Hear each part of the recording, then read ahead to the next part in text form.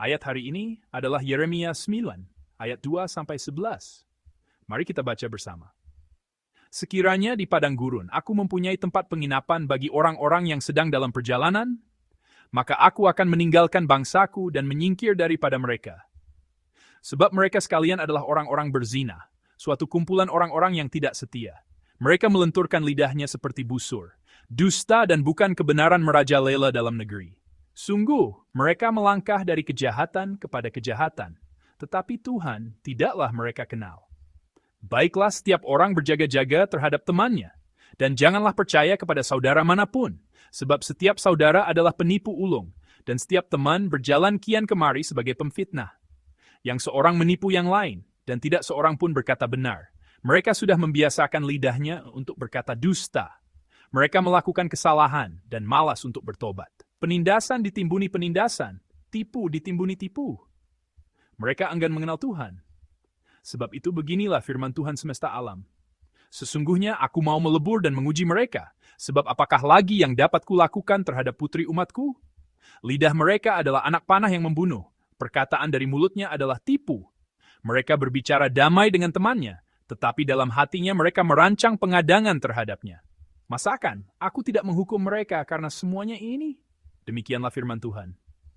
Masakan aku tidak membalas dendamku kepada bangsa yang seperti ini?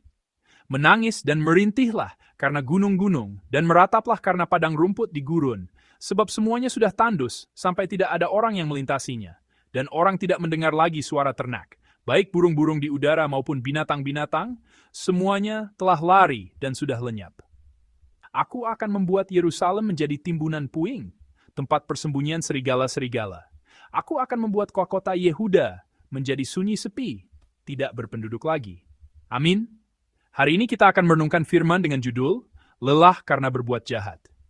Saat membesarkan anak-anak, ada kalanya mereka masuk ke kamar dan bermain sendirian dengan sangat tenang. Biasanya, saat seperti itu justru saat ada sesuatu yang terjadi.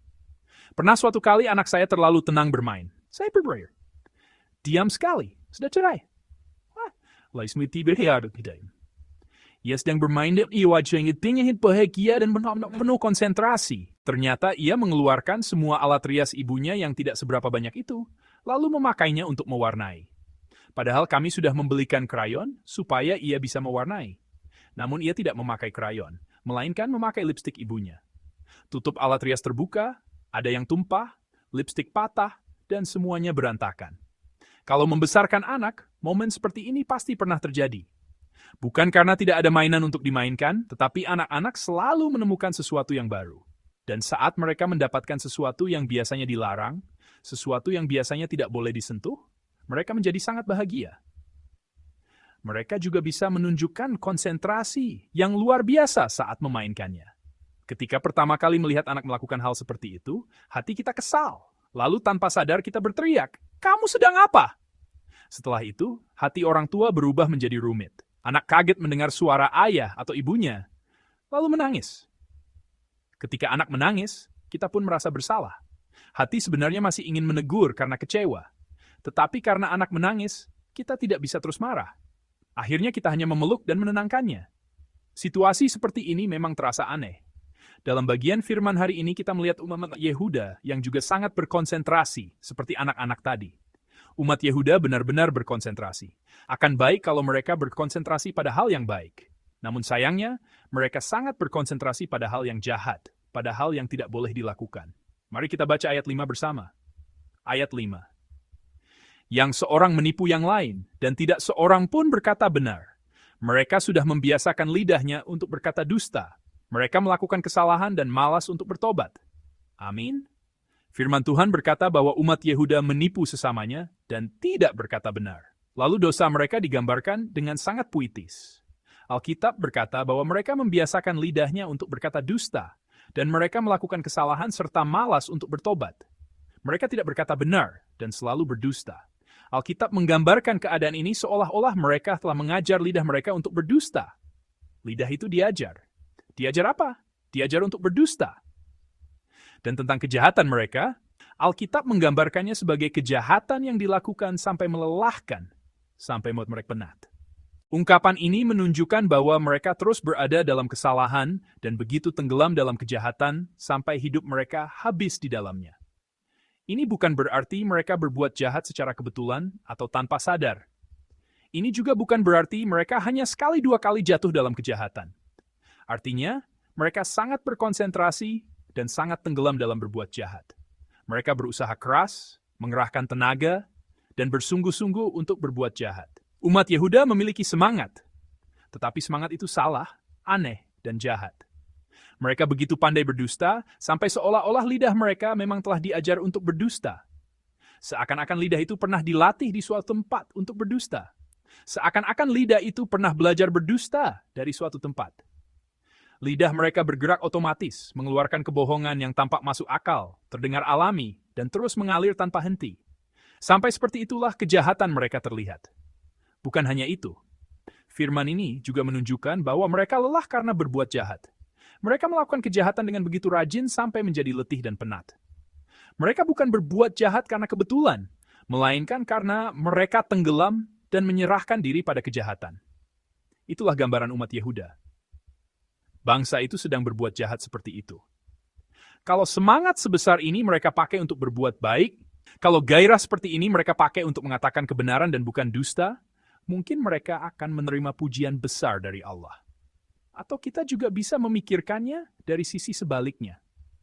Jika mereka tidak punya gairah sebesar itu, jika mereka tidak begitu rajin melakukan hal itu, mungkin mereka tidak akan menerima teguran dan penghukuman seberat ini. Mungkin penilaian atas mereka tidak akan seburuk itu. Saudara-saudari yang terkasih, hal yang perlu kita ingat hari ini adalah bahwa tenggelam dalam sesuatu dan bersemangat melakukan sesuatu harus kita waspadai. Berkonsentrasi, larut, dan bekerja keras dalam suatu hal tidak selalu baik. Itu juga sesuatu yang harus kita perhatikan dengan sangat hati-hati. Mengapa demikian? Karena ada soal arah. Arah itu penting. Jika kita tidak memeriksa apakah arahnya benar, tetapi hanya bekerja keras dan tenggelam dalam suatu hal, kita bisa berjalan ke arah yang salah. Hasilnya menjadi seperti ini. Ini ayat 6. Mari kita baca ayat 6 bersama. Penindasan ditimbuni penindasan, tipu ditimbuni tipu. Mereka enggan mengenal Tuhan, amin. Tipu ditimbuni tipu. Dengan kata lain, penipuan dan dusta sudah menjadi hal yang biasa, bahkan menjadi keseharian. Hidup mereka dan tipu daya sudah terhubung secara alami. Di sisi lain, firman berkata, mereka enggan mengenal Tuhan. Mereka hidup di dalam dusta dan bersama dusta. Pada saat yang sama, apa yang mereka lakukan terhadap Allah? Mereka mendorong Allah keluar. Mereka hidup tanpa Allah. Dengan kata lain, di tengah mereka ada penipuan dan dosa. Pada saat yang sama, Allah benar-benar disingkirkan keluar. Mereka hidup dalam keadaan seperti itu. Yang seharusnya ada, yang mutlak harus ada, telah hilang. Yang seharusnya tidak ada, justru duduk di pusat hidup mereka. Inilah gambaran hidup umat Yehuda. Hidup yang rusak, menyimpang, dan terbalik. Saudara-saudari yang terkasih, mari kita hidup dengan sungguh-sungguh hari ini. Mari menjalani hari yang baru Allah bukakan ini dengan sebaik-baiknya. Namun ada hal yang lebih penting daripada hidup rajin dan melakukan yang terbaik, yaitu hidup menuju arah yang benar. Umat Yehuda tidak ditegur karena tidak punya semangat. Yerusalem tidak binasa karena tidak berusaha. Mereka tidak binasa karena malas. Mereka binasa karena arah yang salah. Mereka rajin melakukan apa yang tidak boleh mereka lakukan. Mereka melakukannya sampai lelah, sampai habis tenaga, sampai penat. Itulah masalahnya. Hari ini kiranya kita memikirkan dan merenungkan apa yang menyenangkan hati Allah, kemana Allah menyuruh kita pergi, dan pilihan seperti apa yang Allah kehendaki. Kiranya kita memilih arah yang benar dan hidup dengan sungguh-sungguh. Untuk itu, Allah harus berada di pusat hidup kita. Jangan hidup seperti umat Yehuda yang membiarkan tipu daya dan dosa berada di pusat hidup, playa, sementara Allah disingkirkan dan seakan-akan menghilang. Mari menempatkan Allah sebagai Raja di pusat hidup kita dan mengusir penipuan serta kejahatan supaya tidak mendapat tempat dalam hidup kita. Kiranya hari ini, saat kita melakukan yang terbaik dan hidup dengan sungguh-sungguh, dipenuhi dengan pujian dari Tuhan dan berkat-Nya yang membuat jalan kita berhasil. Dalam nama Tuhan, saya memberkati saudara.